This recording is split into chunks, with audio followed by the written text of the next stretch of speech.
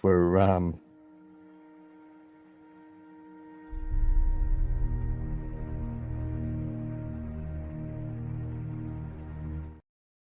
but the thing is, you've got your bike with you, haven't you? Have you not got your bike with you? With the exception of this man right over here. My name is Nick the Geek. Apologies. So rude. Try that again. Ladies and gentlemen, boys and girls, Legionnaires of all ages, welcome to the Wrestling Legion Weekly Podcast, in our opinion, our Backlash special. I am Nick the Geek, and I'm joined by my two co-hosts, my two co-conspirators, and my two co-hosts. I'm joined by the blondest man in all of wrestling media. I'm joined by Simon. Simon, how are we? I'm pretty good, mate. Sterling. And we are joined by the Redeemer himself, the true killer in the insurance world. We are joined by Andy. Andy, how you doing? Just 1 sec, Nick. Hello. Oh, sorry, go on, mate. What's your... True professionals that I have to deal with here, ladies and gentlemen. True professionals. Right. Oh, I was in all seriousness, how are we, lads? And how did you enjoy the show? Yeah, I thought it was good. One thing, I was mulling this over, obviously, when I was driving back from you two handsome folks to watch it with. And one thing that I thought in my head was, like, it's been a while since there's been a wrestling show that just kept me entertained with what was going on in the room, in the ring, without the whole kerfuffle. And I thought every match kind of had that, which was good. Yeah. I thought this, apart from the Cena and Orton match, which I thought went on a little bit at first, but then picked up. To be fair, we'll get to it, but it was like 10 minutes of feeling your soul drain away, and then 15 minutes of finisher spamming. So it wasn't that bad. No. A lot of chin locks. Pardon me. Yes, a lot of chin locks. Si, what did you think overall? I had low expectations, which I think is always good, because when you get your expectations built too high, WrestleMania, often you're disappointed. Whereas when you're not expecting much, whatever you get is a bonus, surprise, a pleasure. I agree. I straight up don't think that there was anything that I would class as lower than a 4-star match on the show. We had 4 entertaining bouts, lots of good story, lots of good in-ring action. As usual, too much bullshit between the matches, but we're getting used to that. It was a solid show. I enjoyed it. It was. Well, I said to you both just before I went home, I felt like it was a good old-fashioned solid in-your-house event. Like Canadian Stampede or the Final Four. Up there with a really solid show, maybe not as good as Canadian Stampede. Yeah. Up there, but a really solid show with some solid matches. I was very pleasantly surprised by Lyra versus Bailey, versus Becky. Sorry, best match of the night. Yeah, I honestly think Lyra got a really good match out of Becky. Yeah, best match of the night, in my opinion. Yeah, I'd agree with you there. I thought it was. But anyway, let's go through the card. Yeah. Just sorry, one thing just to say though as well is, like, I did think about this again. I was sitting there mulling it over, and I said to myself, do you know what? It was better than the Raw or SmackDown, but was it like the top tier pay-per-view? No. And then when I sat back, I was like, okay, but that's what it's exactly meant to be. So realistically, it was exactly what it was meant to be. Yeah, which was better feeling and better than a main pay-per-view. Than a Raw or SmackDown, but not as up there as what you've got coming up with SummerSlam and stuff. Yeah. No, that it also makes perfect sense. That's how it should be booked. It is a B show, so it should be booked as a B show, as entertaining as possible. But anyway, let's go through the card, lads, and go through everything that happened. First off, we had the 4-way for the United States Championship. Jacob Fatu defending against Drew McIntyre, LA Knight, and Damian Priest. I thought this was loads of fun. Si? Really, really, really good match. It did everything it needed to do. It continued. To be fair, I think slightly delivering a slightly better feud than you'd expect between Drew and Priest. I think it's been entertaining. I'm not sure where they go next, but it's good continuation of that. We got LA Knight maybe a little bit moved away from that title picture. we've I'm still Money in the Bank. Yeah. But we got a really good debut as well in Jeff Cobb. It's not what I personally wanted to see him doing. I thought it'd been good bodyguard Brad Gable. But also, But he fits pretty well. from Samoan family dynasty as you can be. He's Polynesian Filipino. Yeah. Technically. He grew up in Hawaii, but that's not. He's got a Polynesian dad and a Filipino mother. But yeah, I think it leads to the possibility of Solo against Jacob with Jeff Cobb moving the belt. Yeah. I'm afraid to say. Unfortunately, I'm actually hoping that Soso Sikoa is not on the gold receiving of that feud, but Jeff Cobb is the one that takes the belt off Jacob. Yeah, because Jeff's of an age where they need to pull the trigger of him now. Use him as much as you humanly can before he's got to go. As you mentioned, the same thing they're doing with Priest and Drew and LA Knight now. They're just having them on TV every single week. They're putting them in anyone who is the wrong side of 40, that's got a certain level of talent. You need to milk them as much as you can while they're there. Yeah, steady on that. Andy, what did you think of the 4-way? What did you think of Jeff Cobb's introduction? So 4-4-way was good. One thing that I always say is that after WrestleMania, sometimes it's very easy to go back and do the same matches again. I think we've seen it multiple times over the years where they've kind of just done a WrestleMania rematch, which is not something I want to see because we've only just seen it. So the fact that they come up with this was a nice way of getting the four of them in a match from two feuds at WrestleMania and kind of continuing them in a different way. So I like that, you know what I mean? Obviously I'd rather WrestleMania have been the combination of the feuds, but if they're going to do it at least this way, it does kind of give it a bit more of a shine, but keep something a bit different for us, which was good. I seen the post press conference to listen to on the way home, and Jacob was on the press conference, which was good because it's good to see him on them, and he was the only one on it, which tells a lot. And he was basically going on about don't be asking me about what went on with Solo and stuff because I don't even know myself, which obviously sets that scene and the seeds for what's going to come after the fact, because he made it very clear, like, I don't know what happened there. So obviously they're already setting that to say, like, this is the route they're going. Just on another shot as well, I know we said about that, it looked heavy from where Damian Priest and what's his name went. Drew went through the table. Through the table. Drew his head, didn't he? Drew missed the table and smacked his head, and Damian Priest lost the tooth. So it wasn't. It didn't end the best of ways. Unfortunately, the difference was though, I thought that Damian had missed it with his back, which I believe he did. But I think in missing it with his back, that's what's probably made Drew's head go because of the obvious the thing. You know what I mean? So maybe they'll go back to the covered up cardboard next time instead of the tables underneath the thing, which was a bit different than what they normally do. Jeff Cobb. So there's been a lot of reports this week of, a good friend of mine says, make it make sense. And, there's a lot of reports, especially from Meltzer and stuff, about talent getting released because of their age.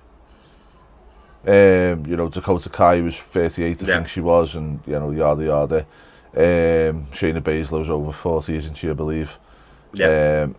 And then they go and sign a 42-year-old Jeff Cobb. So, it wouldn't. I'm not saying that this is the case because obviously we're only going off what Uncle Dave's saying, but if that was the case, why would you release talent based on age and then sign a 42-year-old?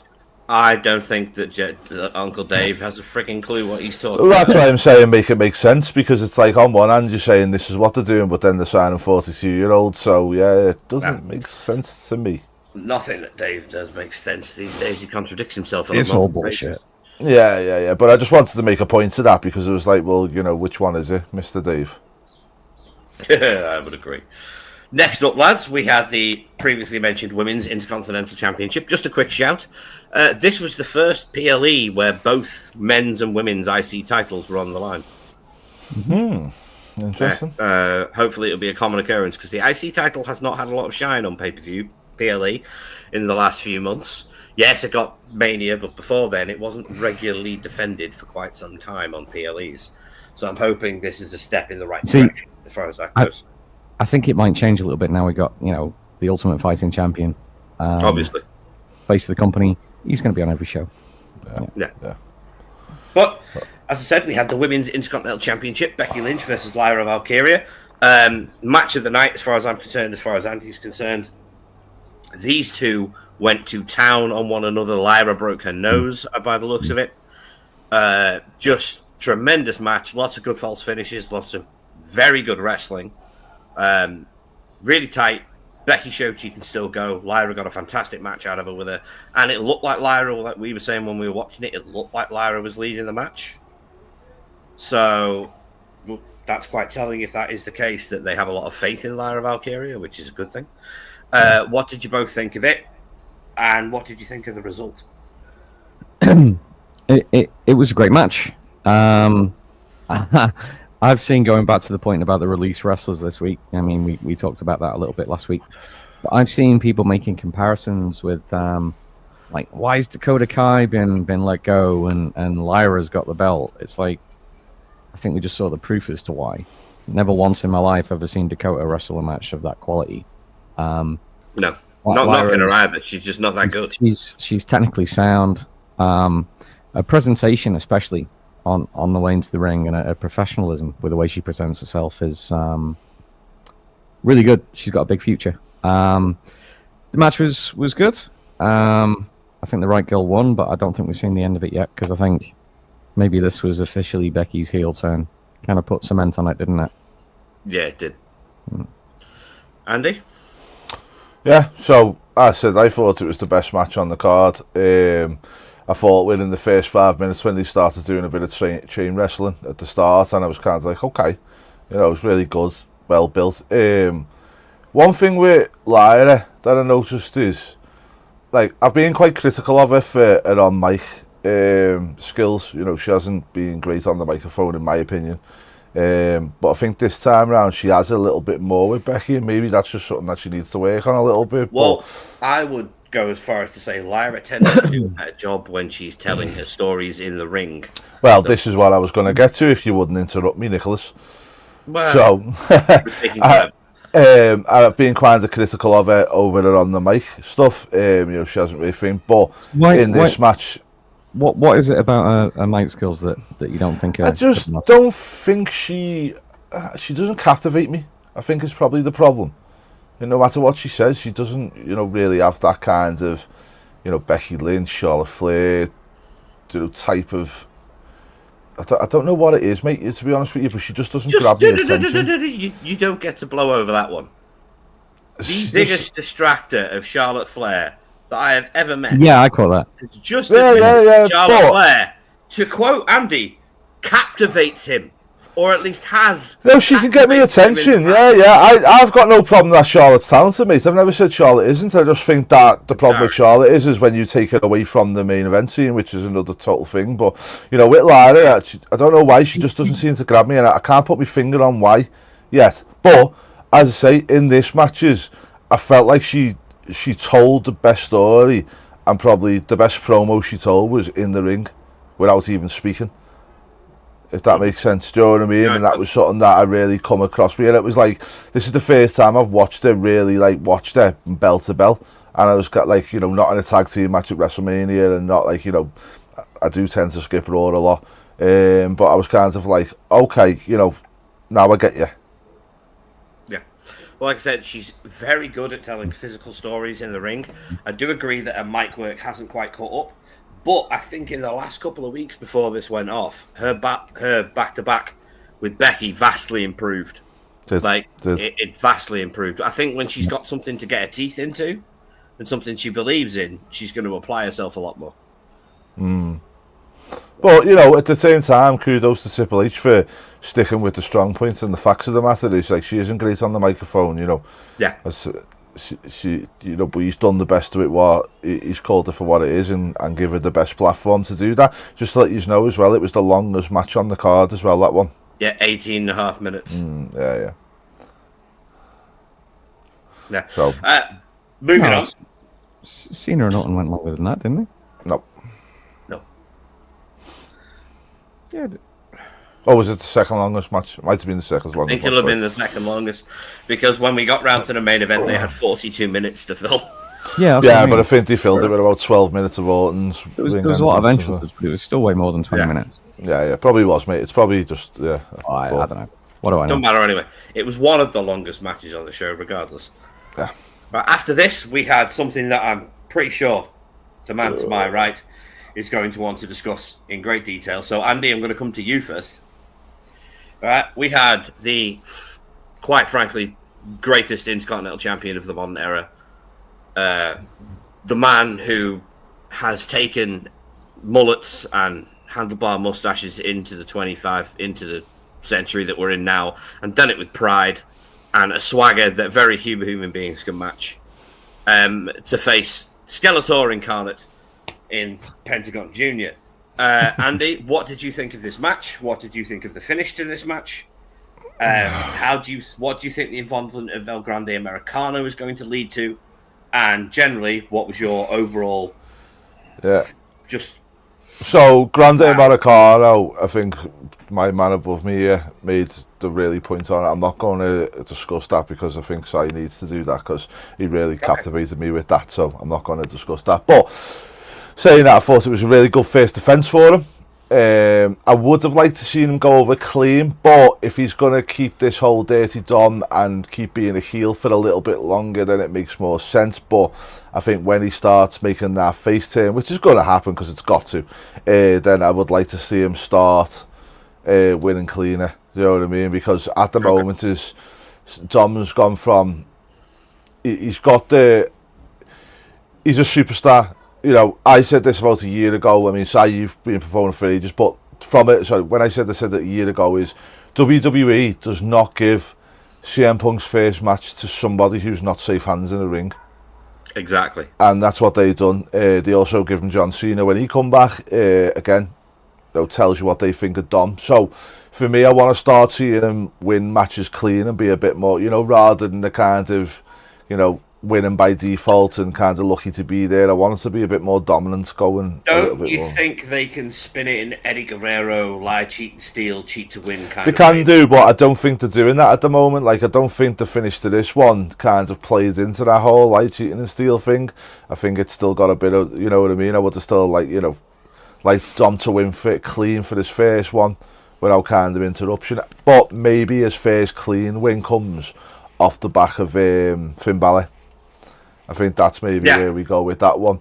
But the one thing I would say is, like, I was thinking about this before, and sometimes they say the champion, the belt makes the champion. Dom's only been champion for about 3 weeks. Yeah. And I feel like we're already getting back to a Gunther situation that we never had with Sammy and we didn't have with Braun, in the fact of the man's making the belt again. And I hope he has a long reign with it for that reason. I hope he dominates for however long they do that. So I want to see him go to the main event scene, but I would like to see him have a Gunther-esque IC title reign to kind of get him going. If they do it as well, they can do it in a completely different booking style to the way they do things. Yeah. Which would be really refreshing. Right, Si, I think we spoke long enough. The floor is yours, sir. Dominic Mysterio is now firmly in over-tweener territory. He's in that transition stage, and he just needs a final push to put him over as a superface. And I've got a theory about this. Yeah. I'm going to share? Awesome. Chad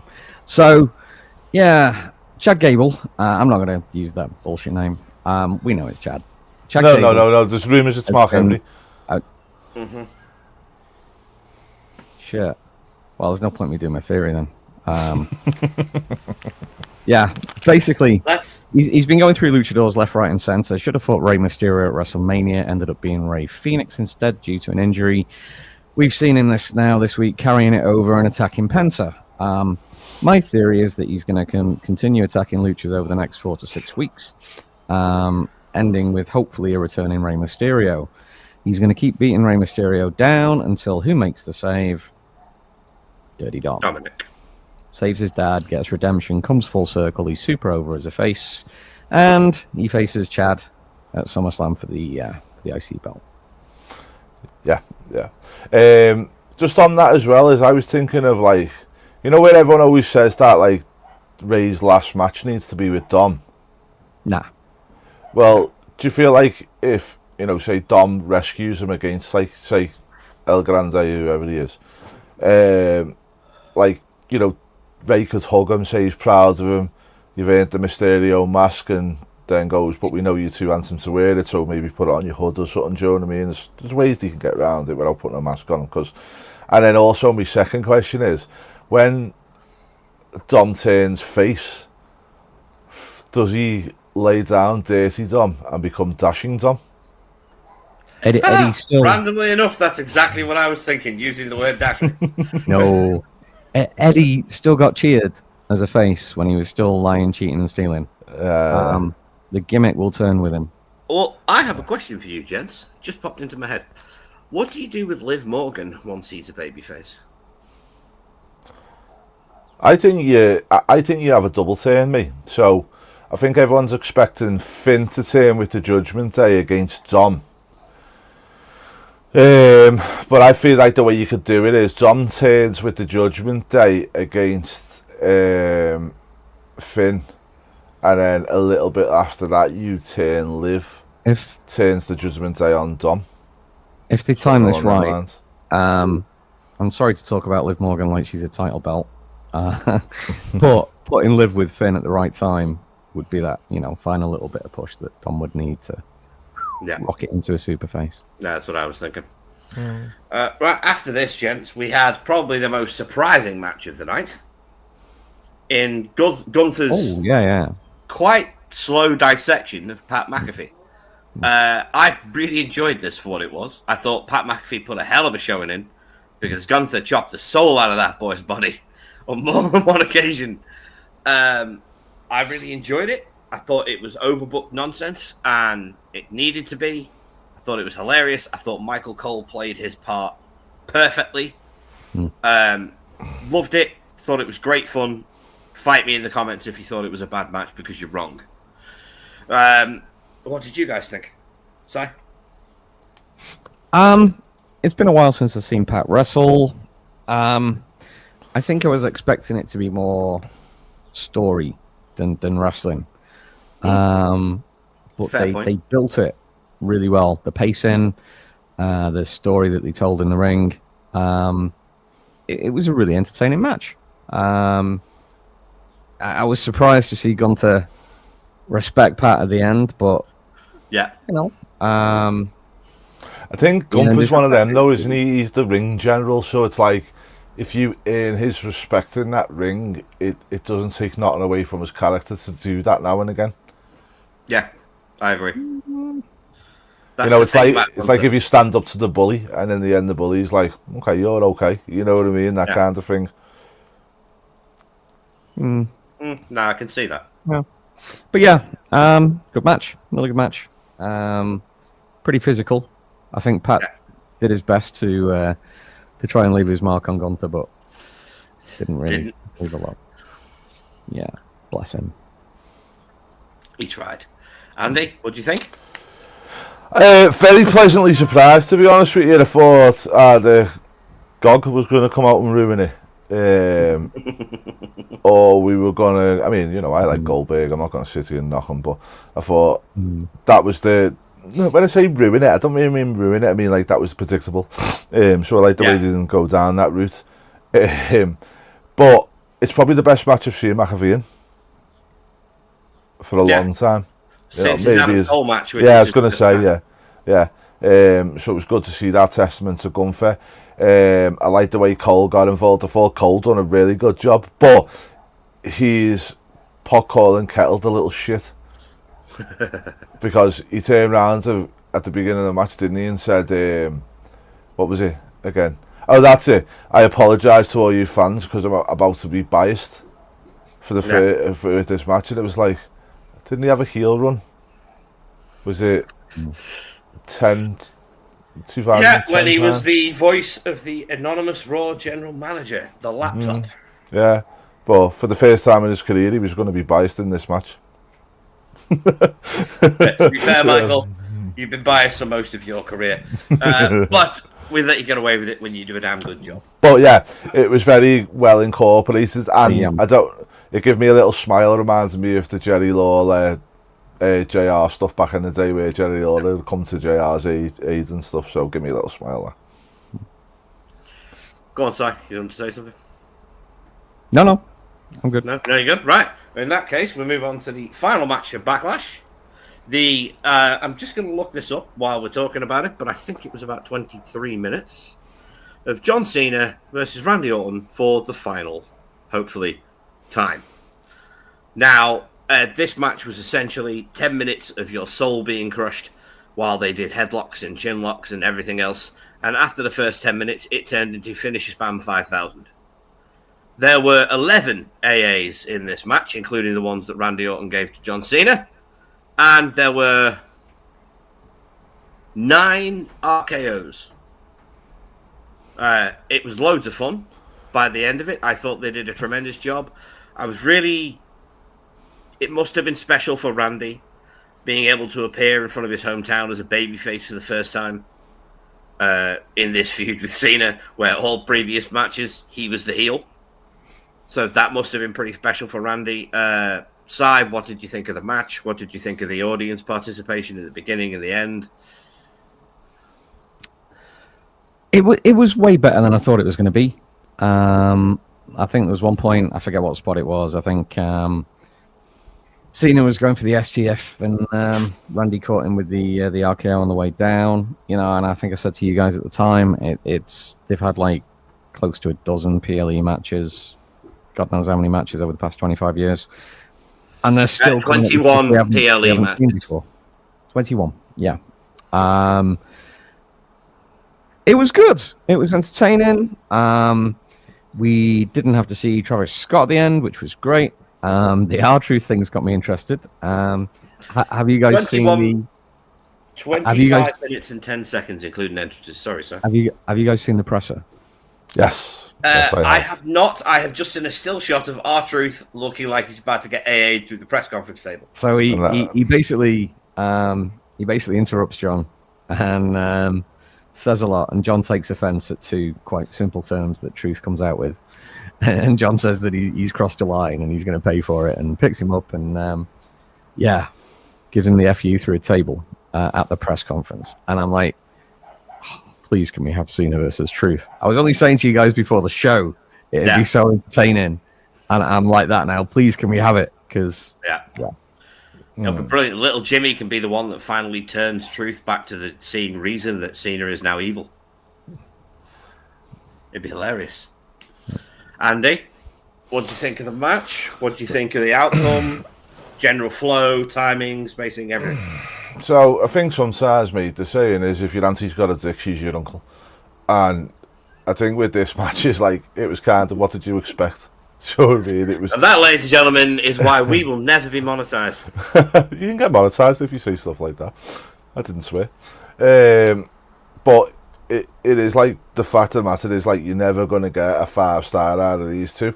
I think bravo to whoever was backstage and was the producer on this one, because it's all right saying you can't get a 5-star match out of these two, but we got like a 4-star match definitely, and I thought like they really masked not the shortcomings, but the kind of what the athletic ability of these two at this age. To me, it felt like a really Paul Heyman match where they hide the negatives and accentuate the positives. Yeah.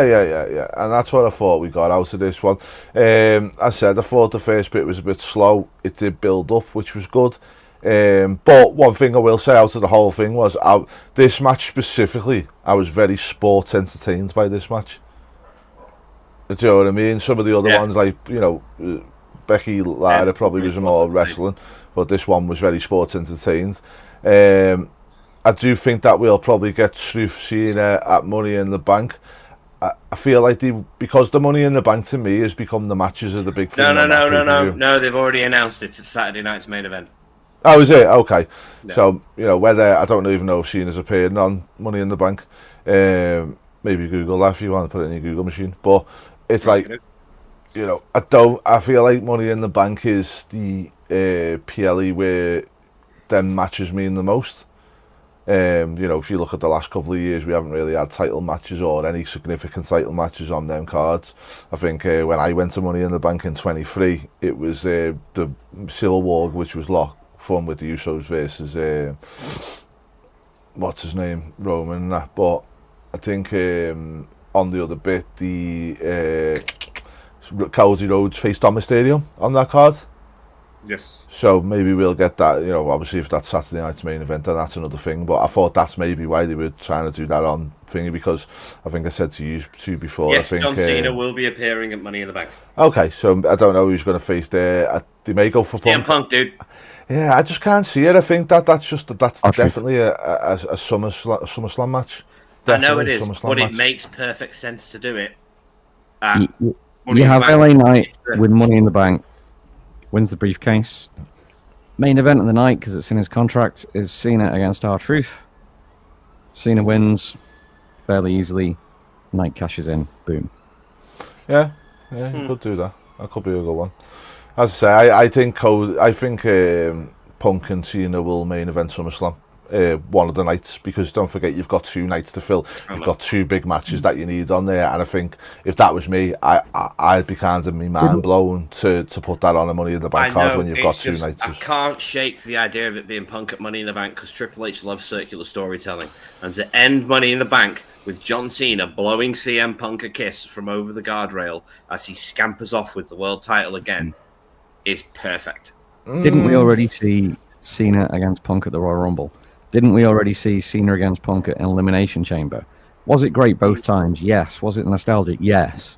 Do we need another singles match between them when there's loads of other dream matches on the table and Cena's appearances are running out? No. Yeah, as I say, mate, I think if you're going to do it for them two, it will be SummerSlam, because it'd just be the 2 names making that big one. Obviously you're going to have 2 nights, so you've got to have 2 big main events.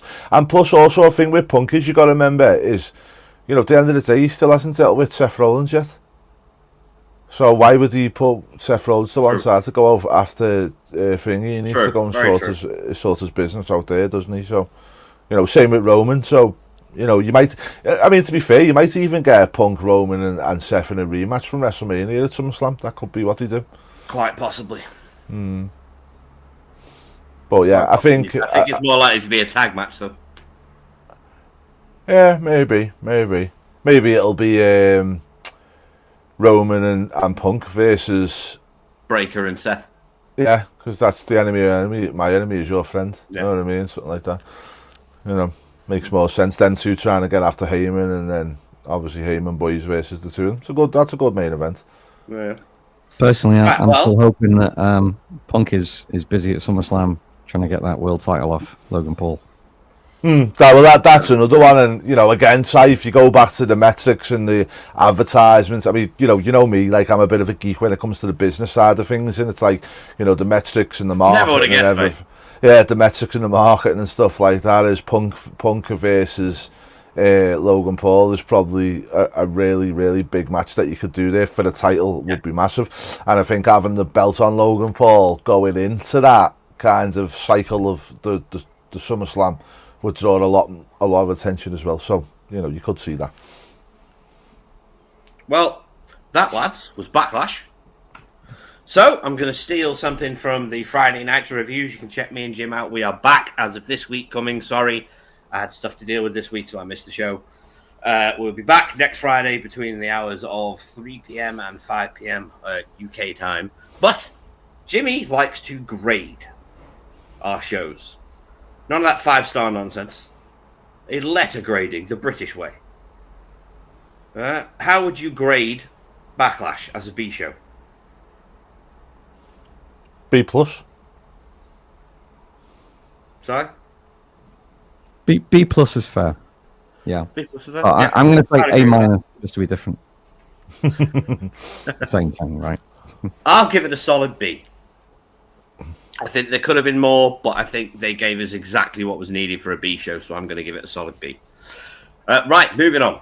Unfortunately, to some rather sad news. I discovered not long before we went on air, thanks to my colleague down here, that unfortunately today we lost an absolute legend of the business in Sabu. Sabu had his last match, a no-rope barbed wire death match against Joey Janela 2 weeks ago at GCW's WrestleMania weekend tour. Sabu meant a lot to myself. I know he meant a lot to Simon as fans growing up. The man was so far ahead of his time that it ruined his own career. When you are 10 years ahead and can see exactly where the business is going to go, unfortunately, you're not in your time. And Sabu, in my opinion, never really got his just desserts that he deserved. I'd just like to take a couple of moments to put best wishes out to Sabu's family, to his friends. Teddy Brunk. Yeah. Teddy Brunk. Yeah. And to his loved ones. And really hope that they can get through this and that they remember all the joy that Sabu brought to the fans for the past 30 years. Si?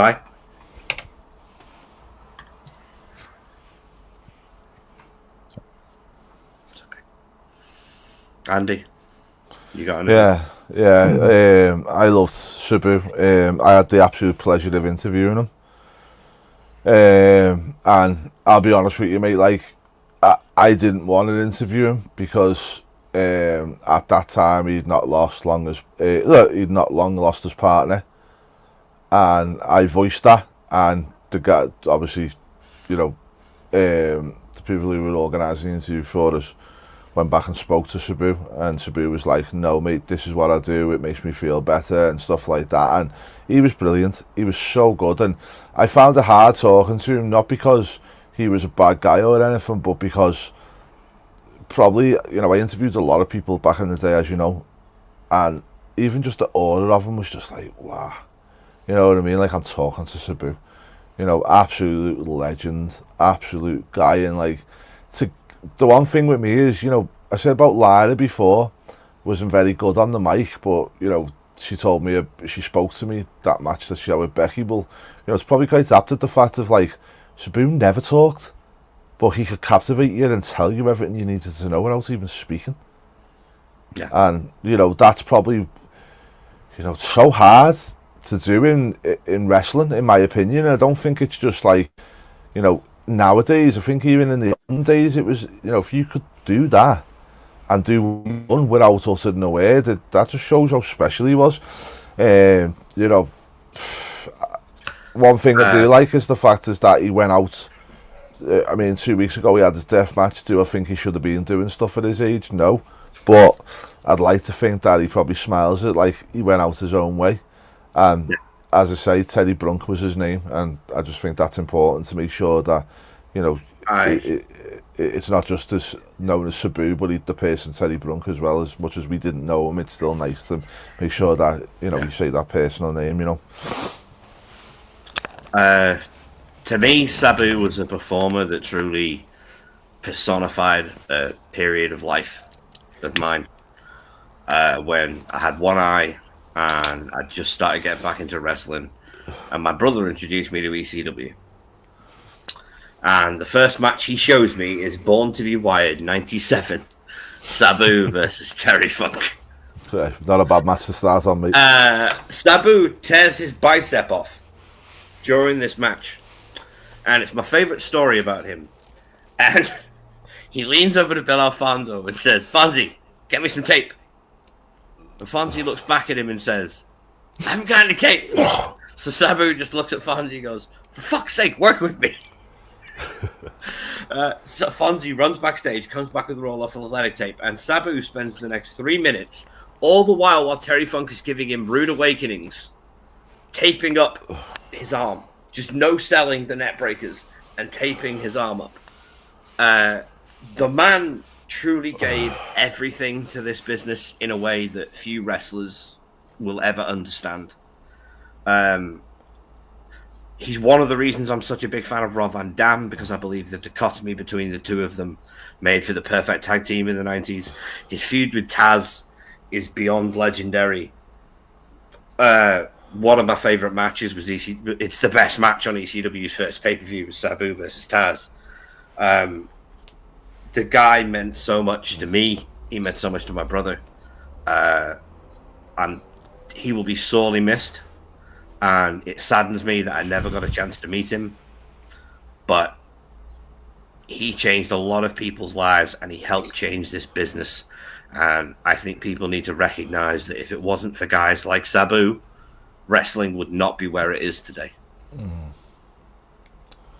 Yeah, I think any 90s wrestling fan or, above is like, I hope he just got, like everything I've read online since and stuff like that. It's just like, it's nice to see. I mean, even WWE a while back posted on their website as well, which was nice. And it just shows you, like, in these kinds of conditions, I think the only thing that is really good is when you see that legacy and then people about how much he meant to people. And I'll admit he meant a lot to me in terms of, like, I respected the guy so much. You alright, Si?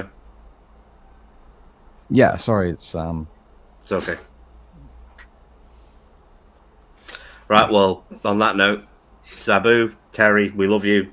God rest you. I hope you're giving people drop kicks up there, mate. Yeah, and also that he's back with his missus as well, which is. Should we do it together?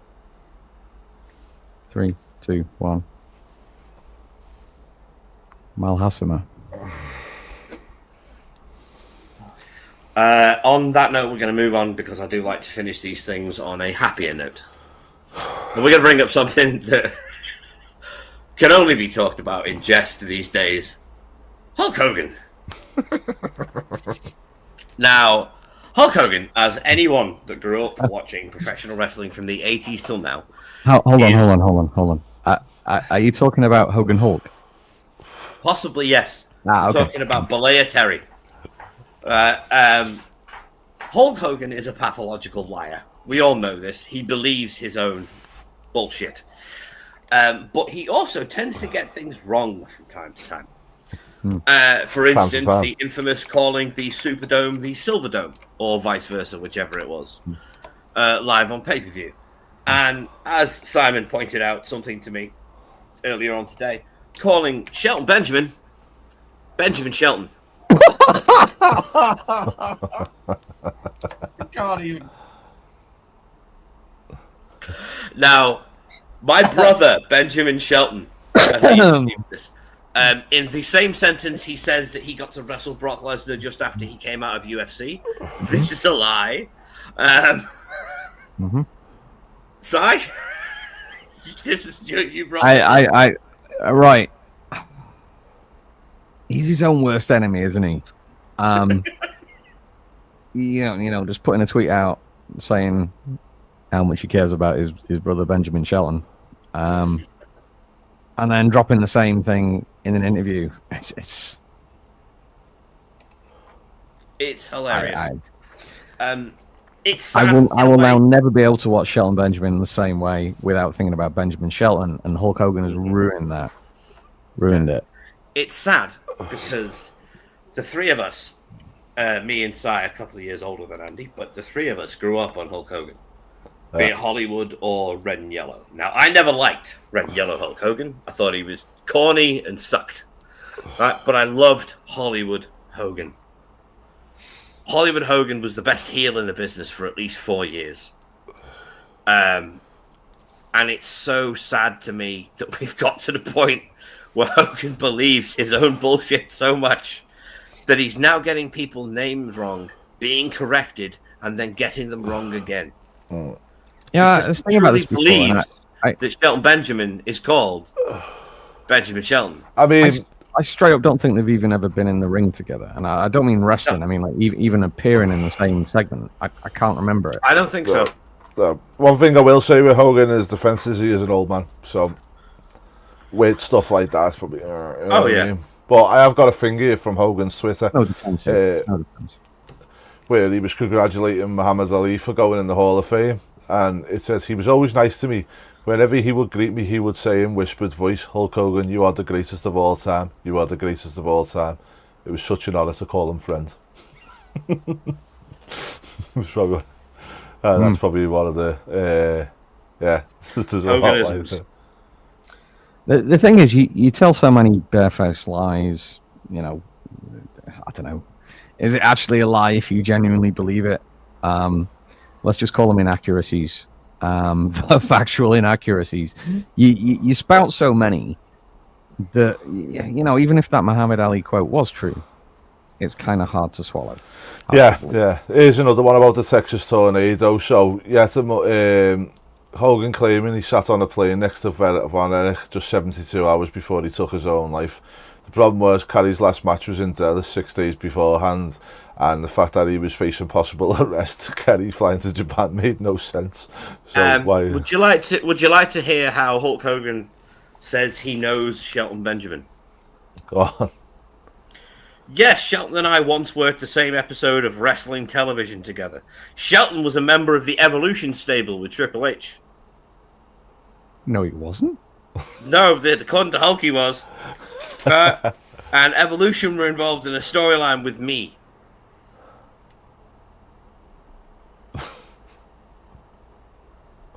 Yeah. Did you also? Is he talking about when we had Randy against Hulk at SummerSlam? Because I think memory, Benjamin was nowhere near either of them on that show. No. Yeah, he's and got he a was couple nowhere of... near Triple H and Hulk when they did Backlash in 2002 either. Yeah. Well, he says he did as well that he convinced Vince McMahon to create merchandise for wrestlers. Unfortunately, for those of us that grew up in the 80s and the 90s, Hulk Hogan is one of the guys who is responsible for where professional wrestling is now, and that will never change regardless how much bullshit he spouts. Yeah. But for God's sake, Hulk, please, for the love of God and for the love of every happy memory adults and boomers around the world have of you, stop giving interviews. Stop talking to journalists. Stop spouting your crap. Just retire happily. Show up for the odd WWE appearance. And other than that, just shut up. Like, I don't know how else to put it. Like, the guy is spouting absolute lies on a regular basis. How old is Hogan? 60-something. Nah, he's in his 70s now. He's in 70s, Is he? mate. Yeah. Oh, I think, that's probably one thing I'd say is, like, he's old, man. And I'll check. he should be chilling now and, probably have somebody... My dad is 80 years old and does not spout lies 24/7. Age has nothing to do with it. He's 72 in August. Yeah. There you go. Yeah. Well, yeah, I think it's... Yeah, Benjamin Shelton. Yeah. Benjamin Shelton. All right, God. but... Currently teaming with Lashley Bobby. Hey, PVM. In the syndicate hurt. Right. Well, that's it for this week's, folks. Thank you so much for joining us. I love you all. Anyone that tunes in and watches these little things we do, we're going to be back to a regular basis now, doing every week. We'll be here every Sunday at 7 o'clock talking about wrestling and all things that we love. Always remember, we are but three geeks obsessed with a good show, and our opinion means nothing without yours in the comments below. See you next week. Simon? Wrestling Legion, where these guys make it make sense.